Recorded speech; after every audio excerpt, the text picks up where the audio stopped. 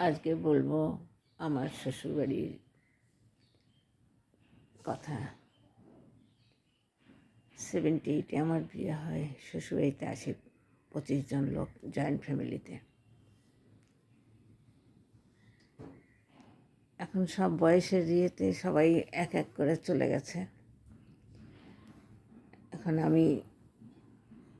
আমরা 2-4 জন আছি। আজকে আমার ছোট দেওর মারা গেল। সব থেকে বেশি কষ্ট লাগছে, যখন আমি বিয়ে হয়ে আসি তখন ও ক্লাস 2-এ পড়তো। আমার কাছে যত আবদার ছিল ওর, অথচ আমি এতটাই অসুস্থ যে আমি গিয়ে দেখতে পারলাম না। খুব কষ্ট হচ্ছে আমার। যাই হোক, একদম গ্রামের বাড়িতে রয়েছে তো। কালকে আমার হঠাৎ করে জ্বর হয়, এই জন্য আমি আর যেতে পারলাম না।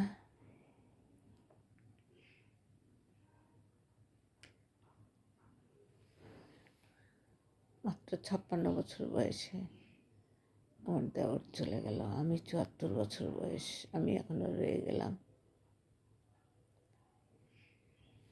সব থেকে বেশি কষ্ট হচ্ছে, সবাই গেছে কিন্তু কষ্ট হয়েছে, কিন্তু আমার এই দেওর যাওয়াতে আমার ভীষণ কষ্ট হচ্ছে। আমি কি বলবো, কোথায় বলবো, কিছু বুঝতে পারছি না।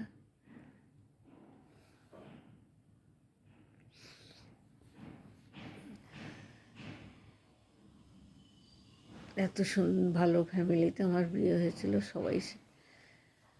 সবাই খুব ভালো, সব চাকরিজীবী। ননদরাও চাকরি করতো, ননদরাও খুব ভালো, ওদের সঙ্গে যোগাযোগ। আমি কলকাতায় থাকি এখন, তবু ওদের সঙ্গে আমার খুব যোগাযোগ আছে।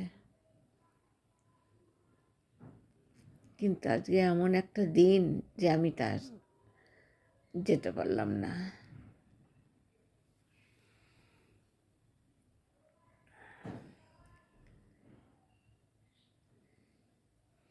খুব ভালো শ্বশুরবাড়ি, শাশুড়ি খুব ভালো ছিল, সবাই খুব ভালো ছিল।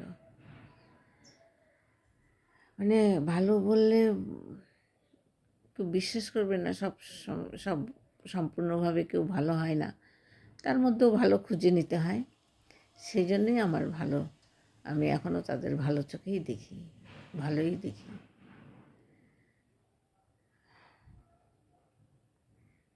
আমার ননদরাও এখনও অসুস্থ।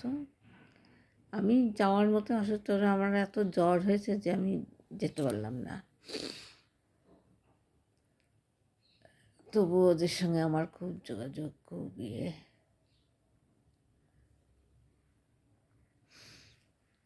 তার মধ্যে কত ঘাত প্রতিঘাত এই সংসারে থাকলে হয়, বিপদ আপদ, কত কথা, ভালো কথা হয়, মন্দ কথাও হয়, সেগুলো সব মানিয়ে নিয়েছি। এখন অবশ্য এইসব মেয়েরা মানিয়ে নিতে পারবে না, এবং মিলও থাকে না শ্বশুরবাড়ির সঙ্গে।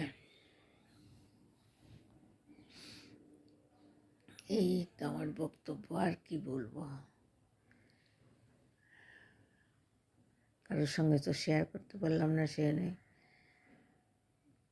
সবার সঙ্গে শেয়ার করে আলাদাভাবে কারোর সঙ্গে তো শেয়ার করতে পারছি না, সে নেই। এইভাবেই করলাম পোস্ট করে।